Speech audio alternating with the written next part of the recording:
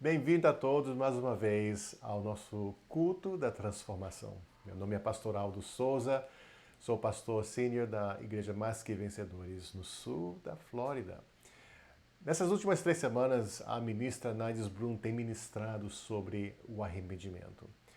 Tem sido um assunto lindo, maravilhoso, né? Então, ela pediu para eu vir trazer, concluir essa série falando sobre o verdadeiro arrependimento. O que é o verdadeiro arrependimento? Então, eu vou trazer essa lição para vocês hoje, né? Peguem suas Bíblias ou abrem seu aplicativo, né, no seu celular ou seu iPad e vamos estudar a palavra de Deus juntos. O arrependimento é fundamental para a sua vida cristã. Ela trabalha em conjunção com a sua fé. Por exemplo, no dia que você nasceu de novo, né, o que você teve que fazer? Você teve que acreditar que Jesus morreu pelos seus pecados, ressuscitou e hoje é o Senhor.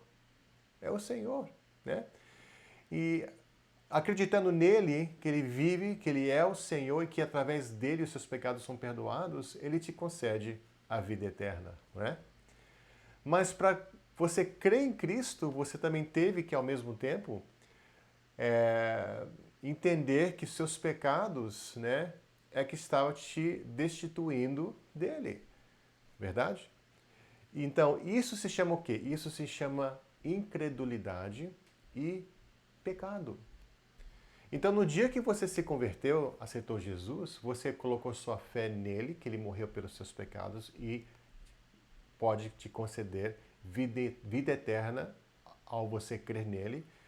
Mas, ao mesmo tempo, você teve que largar ou renunciar ou entender, se arrepender dos seus pecados e da sua vida incrédula distante de Deus. E o resultado final foi o quê? Foi a sua salvação, né?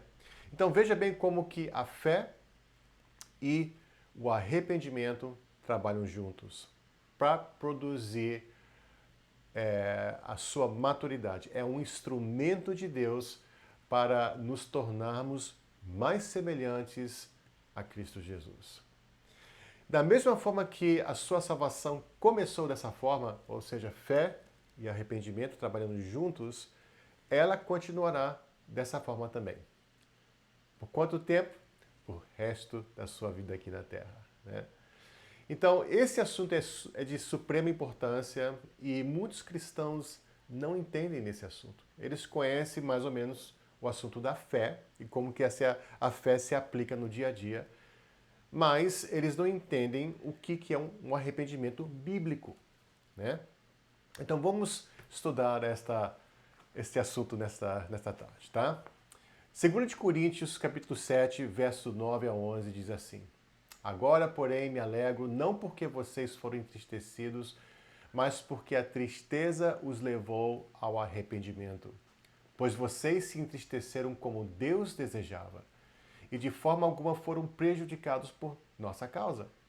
A tristeza, segundo Deus, não produz remorso, mas sim um arrependimento que leva à salvação. E a tristeza, segundo o mundo, produz a morte. Vejam que esta tristeza, segundo Deus, produziu em vocês. Que dedicação, que desculpas, que indignação, que temor, que saudade, que preocupação, que desejo de ver a justiça feita. Em tudo vocês se mostraram inocentes a esse respeito. Note bem aqui o que o arrependimento produz, né? Aqui eles usam a palavra tristeza, mas é uma tristeza segundo o que Deus produz em nossos corações, que é o arrependimento. A definição de tristeza aqui, ou seja, profunda tristeza, são os sentimentos que resultam, né, que vêm, procedem do pecado que cometemos. Então, quando nós entendemos o que é o pecado e o pecado que nós cometemos, né, e as consequências que ele traz, né, isso traz um profundo conhecimento e um sentimento que nos leva a nos arrependermos, né? E isso é um dom do Espírito, tá? Isso é uma compreensão profunda que o Espírito nos dá, entendendo as nossas ações e que as nossas ações ofendeu Deus, né? Trouxe ofensa para Deus, né? Então nós ofendemos Deus e por causa disso nós estamos profundamente entristecidos por isso. E não só entristecidos, a Bíblia diz aqui, né, no verso 11, dando a descrição, né, do arrependimento que houve nos coríntios. Ele falou, que indignação, que preocupação, que desejo de ver a justiça feita. Né? Então, essa tristeza que Deus produz leva nós, a querer resolver e consertar o erro que nós cometemos. Né? Trazer justiça, trazer a retidão de Deus para, né, remover o pecado e a sujeira, o que nós cometemos. Então, existe ação, entendeu? O arrependimento não fica só nos desejos, leva ao indivíduo a querer consertar o erro que cometeu, ou a ofensa que ele cometeu contra a pessoa inocente. Que foi justamente o que aconteceu aqui, né? Vamos olhar as características, né, do arrependimento genuíno versus o arrependimento falso, né? O arrependimento genuíno traz uma tristeza, segundo Deus, que leva você ao arrependimento, né? Vamos definir a palavra arrependimento. O que quer dizer isso? Isso quer dizer mudança de pensamentos, atitude com respeito ao pecado, à justiça e à retidão, tá? Em outras palavras, você fica não só com uma mudança de entendimento, ou seja, puxa, para que eu fiz aquilo? Eu podia ter feito isso. Nossa, como que eu errei? Como que eu falei com essa pessoa? Como que eu falei nessa situação? Né? Eu quero mudar minha atitude, quero mudar isso está errado, esses pensamentos estão errados, essa maneira de ver essa situação está errada, quero mudar. Então, existe uma mudança nos seus pensamentos. Você pensava de uma forma, agora pensa de outra forma, tá? E também te leva a desejar o conserto, né? Você falhou, você errou, você talvez feriu alguém, machucou alguém. Só que não fica só por isso. Você, além de ter uma mudança nos seus pensamentos, naquilo que você fez, né? Você agora tem uma atitude que diz, quero agora consertar isso, quero trazer a retidão de Deus, eu quero trazer justiça sobre a situação, eu quero confessar, eu quero consertar, eu quero pedir perdão a quem ofendi. Né? Então, existe não só uma mudança de pensamento, mas uma atitude, uma postura de que você quer consertar o dano que você causou, ou que a pessoa causou. Né? Então, essa é a tristeza segundo que Deus agrada, né? Que leva ao arrependimento.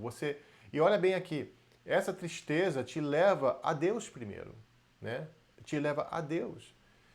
Entende? O arrependimento é um dom de Deus. Então, você quando se arrepende genuinamente, a primeira pessoa que você vai para resolver a ofensa é com Deus. Mesmo se for uma ofensa contra uma outra pessoa, você vai primeiro a Deus, porque é Ele que nós temos que dar contas em primeiro lugar, né?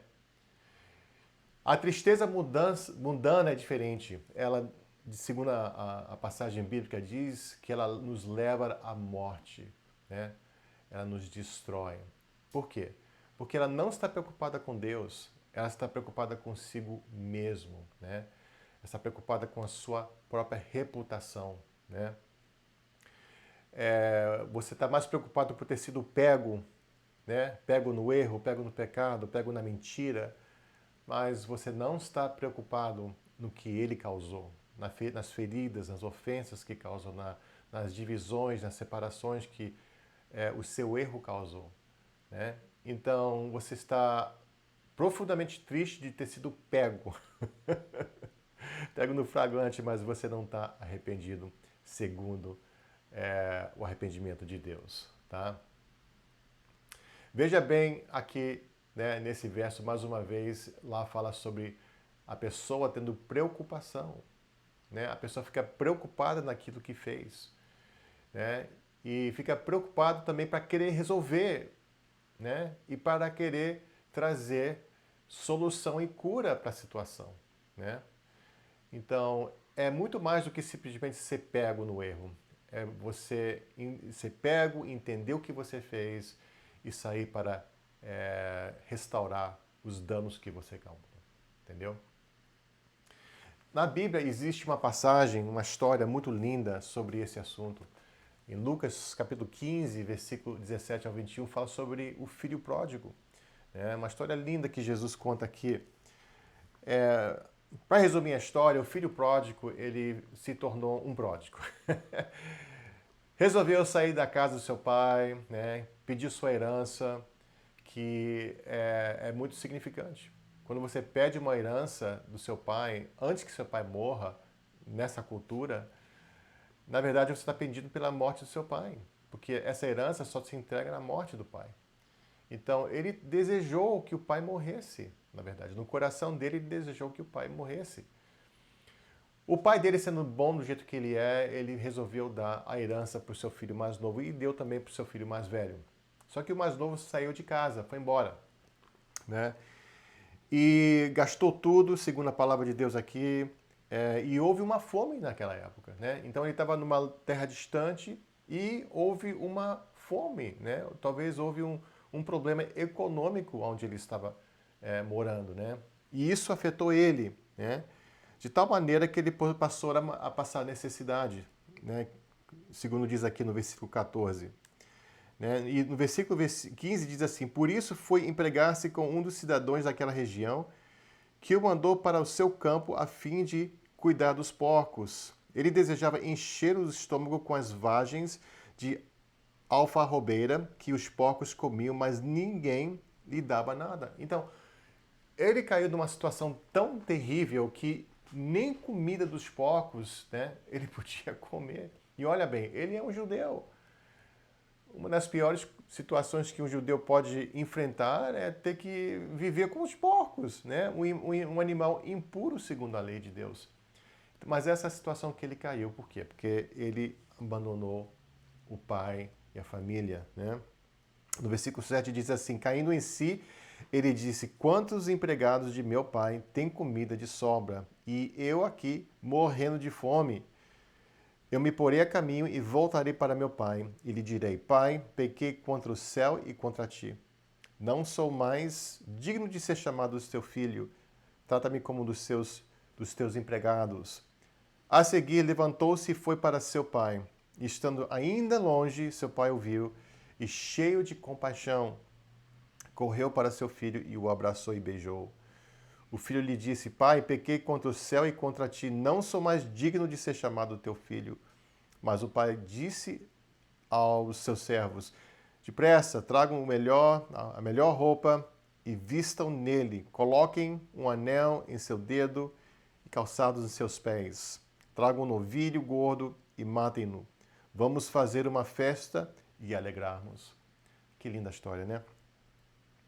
Mas eu queria que você visse no versículo 18, ele falou assim: eu porei a caminho e voltarei para meu pai e lhe direi: Pai, pequei contra o céu e contra ti. Note bem que ele direcionou o seu arrependimento primeiro para Deus. Por quê? Porque, no fim de tudo, o nosso pecado não é só contra o homem, é primeiro contra Deus. Então, ele reconheceu isso. Então, ele entendeu que ele teria que primeiro ir a Deus. O que ele fez com o pai ofendeu Deus, que deu o pai para ele, né? E deu ele para o pai. Então, ele entendeu isso. Então, o arrependimento genuíno primeiro nos leva ao pai, Deus Pai, e resolve com ele, tá? E depois que ele foi ao pai, depois que ele disse assim, ele falou: pequei contra o céu e contra ti, né? Não sou mais digno de ser chamado seu filho. Trata-me como um dos seus empregados, né? Veja que como que ele estava tão humilde, ele se humilhou de tal maneira, por quê? Porque ele entendeu o que ele fez, né? Voltando àquele verso em 2 Coríntios 7, né? Ali fala assim: que desejo de ver a justiça feita. Essa é a justiça sendo feita. De que maneira? Ó, ele entendeu que o que ele fez foi terrível, né? E o que ele fez merecia justiça.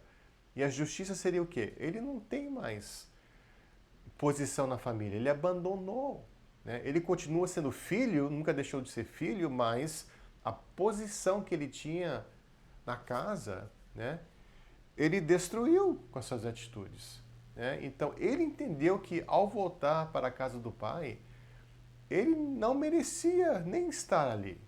Então ele falou assim: pelo menos eu vou pedir para ser um servo, um escravo na casa do meu pai, porque eu não mereço mais nenhuma posição, né, na casa dele. Isso é justiça. Então ele entendeu o que ele merecia, né? Isso são sinais do arrependimento genuíno, né? Mas uma outra coisa que ele entendeu aqui é a bondade do pai. Ele entendeu. Porque se ele não entendesse que o pai dele era um pai bom, era um pai amoroso e é um pai que perdoa, ele nunca teria voltado. Se o pai dele fosse um pai rude, severo, eu acho que ele não ia ter o incentivo para querer voltar para a casa do pai. Ele só voltou por quê? Porque ele sabia, ele conhecia o caráter do pai dele, que é amor. Esse pai, aqui nessa história, representa o nosso Deus Pai. Que apesar de nós termos ofendido Ele com as nossas ações, nossos pensamentos, tudo que se tornou pecado, né? Ele continuou nos amando e está sempre disposto a nos perdoar, né? Então, veja bem aqui. E outra coisa que eu quero mencionar para vocês é que quando o filho estava distante, quando o filho pecou contra o pai, contra a família, abandonou tudo, ele nunca deixou de ser filho. Ele nunca parou de ser filho. Ele continuou sendo filho o tempo todo, mesmo vivendo, morando, dormindo com os porcos, né? Ele continuou sendo filho desse pai. Nada mudou. Então, isso nos leva a entender que quando nós cristãos, nós que já somos salvos, quando nós pecamos, né, isso não nos afeta em termos de salvação. Porque a salvação que nós temos, ou seja, a que foi nos dada em Cristo, né, foi uma salvação que Ele guarda, Ele sustém, né? Mas o pecado, né, nesse caso dessa história, e talvez na sua vida, possa te distanciar da presença dele, né? Da confraternização com Deus. Você se sente distante dele. Não é que ele se distanciou, você que se distanciou dele, né? Mas a sua salvação está intacta, só que o seu relacionamento foi rompido, está sendo enfraquecido. Por isso que você se sente distante, por isso que você não consegue orar direito, né? Não é porque ele te abandonou, é porque você rompeu o relacionamento com Deus. Foi o que aconteceu aqui. Quando ele voltou para a casa do pai, ele entendia que ele continuava sendo filho. Tanto que ele falou aqui, eu vou, né, dizer assim no versículo 18, Pai, pequei contra ti. Ele falou Pai. Ele não disse o Senhor. Ele falou Pai. Entendeu? Então, ele mencionou esse indivíduo como o pai dele. Isso quer dizer o quê? Ele nunca deixou de ser o filho desse pai. Amém? Mas o que ele rompeu foi o relacionamento. Então, quando ele se arrependeu aqui, ele não estava se arrependendo para ser restaurado à família e ser filho de novo. Não, ele sempre foi filho. Ele estava se arrependendo por ter magoado, ferido, ofendido o pai, o seu irmão e a família. Tá? Então, isso aqui é uma história linda, né? E vocês precisam saber disso. O filho nunca deixou de ser filho, mas ele destruiu o relacionamento. Então, aqui, o que ele estava restaurando foi o seu relacionamento com o pai. Tá? Martinho Lutero disse assim, o arrependimento é a lágrima nos olhos da fé. Que lindo isso, né? É a lágrima nos olhos da fé. Thomas Watson diz assim: o arrependimento começa e termina com o amor de Deus. Esse menino, esse rapaz, ele conhecia o amor do Pai. Por isso que ele teve um incentivo para ir de volta ao Pai. Né? A Bíblia diz que nós amamos a Ele porque Ele primeiro nos amou. Então, se você está numa situação onde que você precisa se arrepender de algumas coisas, né? Saiba que você pode ir ao Pai. Você pode ir a Ele. Ele continua sendo seu Pai. E você continua sendo seu filho ou sua filha. Então você não tem razão nenhuma para ficar distante dele. Corra para Ele. Se arrependa do que você fez ou está fazendo. E você verá como que Ele vai estar pronto para te perdoar e te restaurar. Né? Aí depois você vai e resolve com os outros. Né? Mas primeiro, que nem o filho pródigo, ele foi primeiro a Deus e depois ao pai dele. Faça o mesmo. Vai a Deus, resolva com ele esse assunto, né? Como filho ou filha, e depois vai e resolva com alguém ou as pessoas que você feriu. Se não tiver ninguém, amém por isso, é só o pai resolve. Mas se tiver alguma outras pessoas envolvidas nisso, vai a eles também, tá? Então, em resumo, o arrependimento envolve um desejo renovado de estar em comunhão com Deus e ser abraçado por Deus, tá? E não esqueça que o arrependimento, como eu mencionei antes, é uma mudança de pensamento, né? Que nem no original grego é a palavra metanoia, que quer dizer mudança de atitude, de pensamento, mas, ao mesmo tempo, ele está consciente, né, do erro e do pecado que cometeu e deseja consertar esse erro. Né? Deixa eu lhe mostrar agora quais são os 12 sinais do arrependimento genuíno. Tá? Os 12 sinais do arrependimento genuíno. Primeiro, nós damos nome ao nosso pecado e não distorcemos ou desculpamos. Tá? Então, se o seu pecado foi mentira, se você mentiu para alguém, então não oferece desculpas porque você mentiu. Estava debaixo de muita pressão, eu ia perder meu emprego, etc, etc. Não, não tem desculpas. Se é mentira, né, fala que é ou foi uma mentira. E não tente distorcer ou oferecer desculpas. Número 2, confessamos antes de sermos pegos. Então, a pessoa que está experimentando um arrependimento genuíno, né, ele não vai esperar até um dia alguém descobrir. Ele mesmo toma a iniciativa e sai para resolver a situação, tá? E consertar o erro. 3, confessamos imediatamente ao invés de ter que ser extraído de nós à força. Se alguém precisa colocar você contra a parede, né, e tentar forçar de você a verdade, isso não é arrependimento, tá? Arrependimento confessa voluntariamente, né? Por quê? Porque você quer resolver isso, né, quer consertar a situação, né?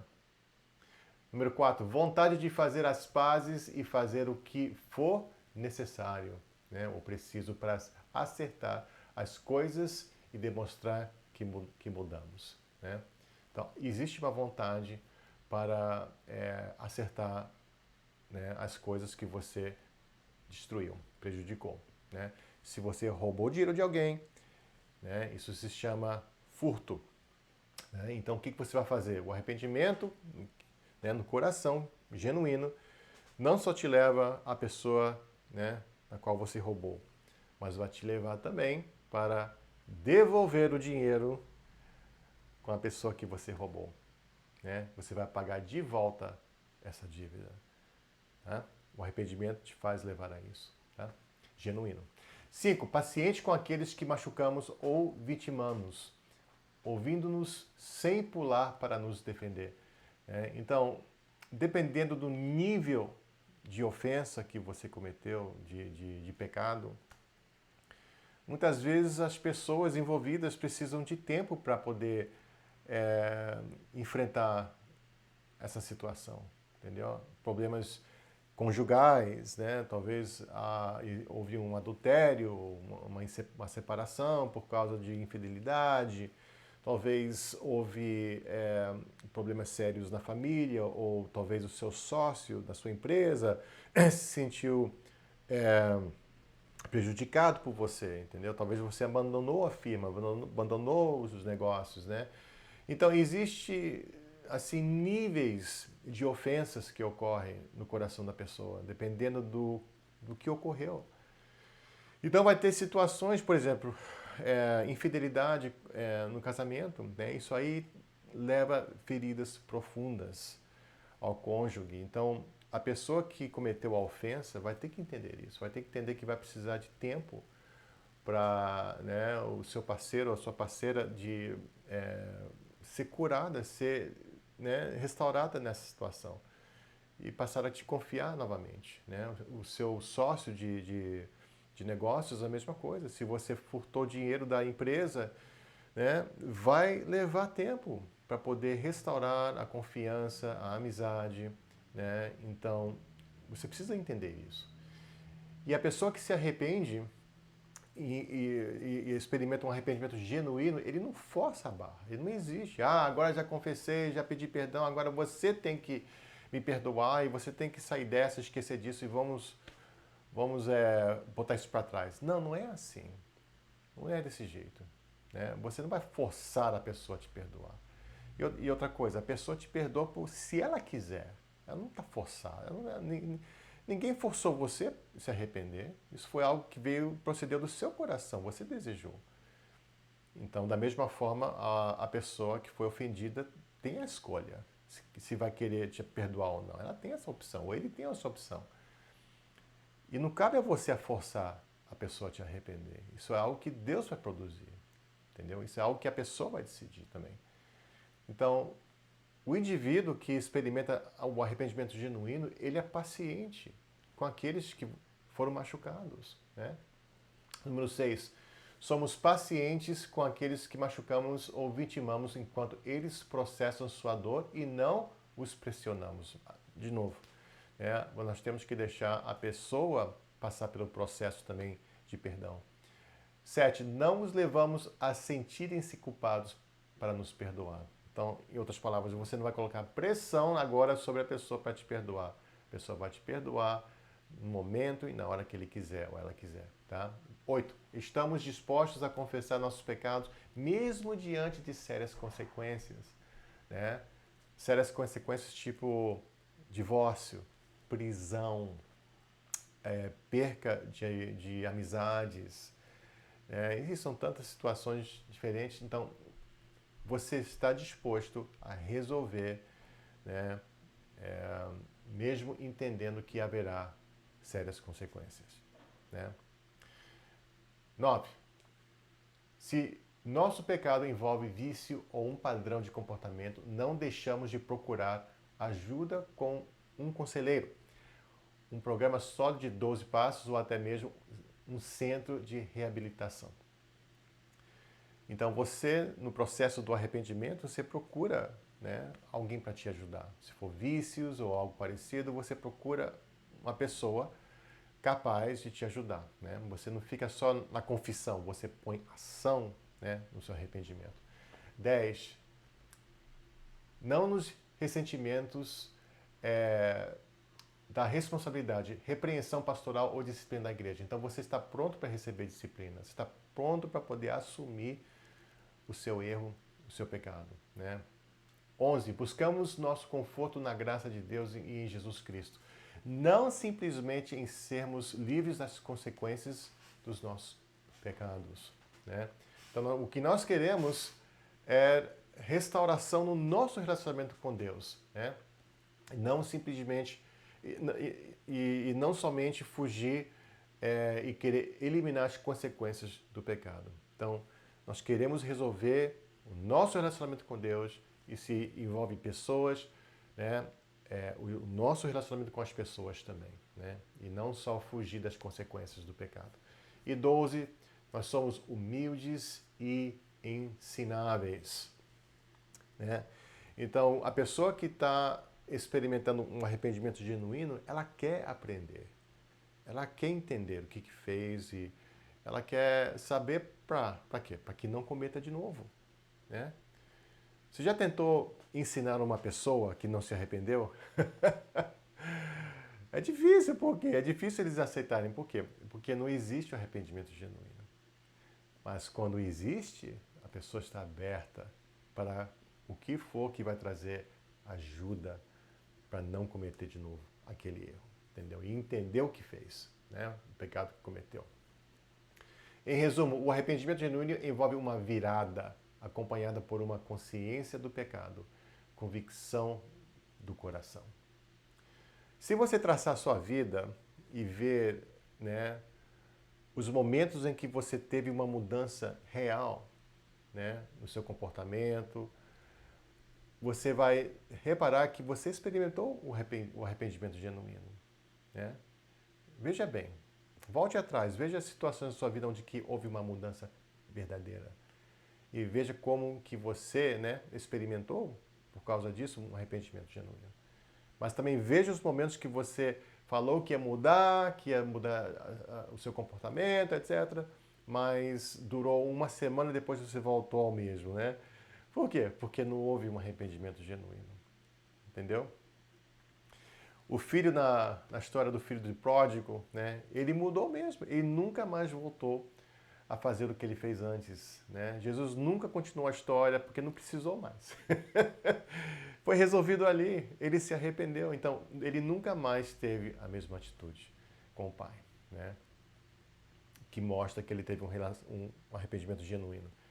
E quais são os sinais do falso arrependimento? Número 1, exigente.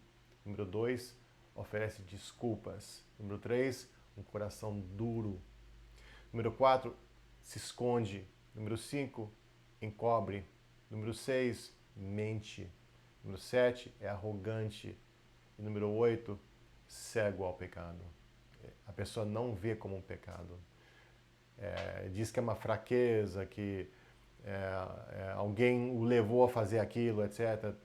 Mas não enxerga que é um pecado que ele ou ela cometeu. Entendeu? Então, quando nós pecamos, nós erramos no nosso caminhar com Deus, entendeu? O arrependimento nos leva a ver o pecado da maneira que ele é, nos leva a resolver a situação, nos leva a consertar o que nós destruímos. E nós fazemos com paciência, com compaixão, humilde, disposto a ser ensinado. Tudo aquilo que eu ensinei para vocês, isso é o arrependimento. E a fé, né, nos leva a Deus, a acreditar que Ele é bom, que Ele está pronto para perdoar e que Ele continua sendo o seu Pai celestial, nada mudou, né? Então veja como que a fé e o arrependimento trabalham juntos, né? Então, os dois trabalhando juntos vai trazer o quê? Crescimento na tua vida, né? Porque, sinceramente, todos os dias nós erramos. Todos os dias. Não quer dizer que a gente vai passar o dia inteiro confessando, blá, blá. Não, isso aí já é loucura.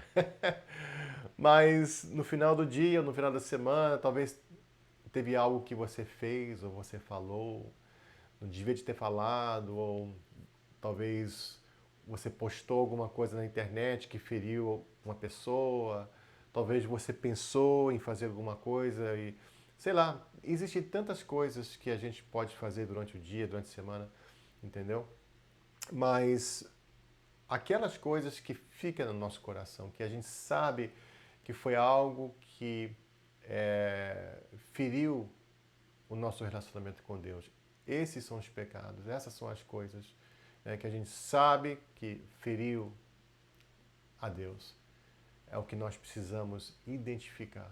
Então são coisas particulares, são situações pessoais, mas também são coisas públicas, né? Nós não só pecamos contra Deus particularmente, como também podemos e às vezes pecamos contra as pessoas publicamente.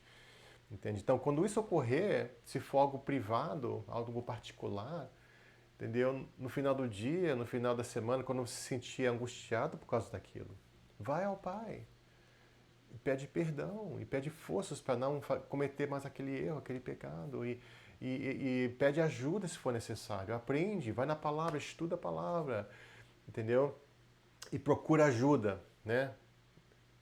Que isso seja uma iniciativa própria. Porque o arrependimento genuíno te leva a fazer isso. Não te leva a encobrir, a oferecer desculpas ou mentiras. Te leva a querer enfrentar e encarar o erro que cometeu. Né? E resolver isso. Mesmo que seja particularmente. E publicamente a gente já sabe, você resolvendo com a pessoa. Então, olha como é que a fé e o arrependimento trabalham juntos. Né? Às vezes é um pecado espiritual. Talvez incredulidade. Talvez você tenha dificuldade em crer em Deus. Crer pela sua cura, crer pelo seu futuro, crer pela sua provisão. Né?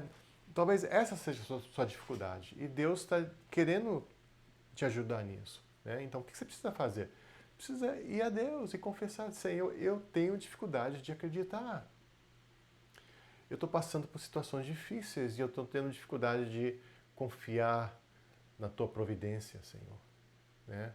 Me ajuda. Eu me arrependo por não estar crendo que Tu és bom, que Tu tens o melhor para mim. Me perdoa, Senhor. Restaura meu coração e tira isso do meu coração. Me ajuda a voltar à fé. Né? Então, isso é uma postura, né, maravilhosa que Deus quer. Você está se arrependendo de algo espiritual na tua vida, um pecado espiritual. Entendeu? E Ele vai te ajudar. Por quê? Porque a fé nos ensina que Ele é um Pai bondoso. Ele é seu Pai bondoso. E Ele está sempre com os braços abertos para o filho que volta a Ele em arrependimento. Sempre aberto. Tá? Então, a fé nos ensina que Ele estará ali, Ele é nosso Pai bondoso, está pronto para nos perdoar quando nós irmos a Ele. E o arrependimento nos mostra o nosso erro, o nosso pecado, e nos leva a consertar e resolver isso com Deus e, se for necessário, com o homem também. Tá? Amém? Eu espero que essa aula tenha ajudado vocês. Se você tiver alguma pergunta sobre o arrependimento genuíno, você pode escrever aí embaixo nos comentários do YouTube e eu vou lhe responder o mais rápido possível, tá? Não esquece de apertar no like, no dedão aí, né, do YouTube. E se você quiser, pode subscrever aí no nosso canal. A nossa igreja é Mais Que Vencedores. Nós somos um ministério aqui no sul da Flórida, nos Estados Unidos. E muito obrigado mais uma vez por ter nos assistido nesse dia, tá? Que Deus venha ricamente abençoar a sua vida, a sua família. Mais uma vez, meu nome é pastor Aldo Souza e foi um prazer poder ministrar a palavra de Deus ao seu coração. Deus lhe abençoe ricamente. Até a próxima.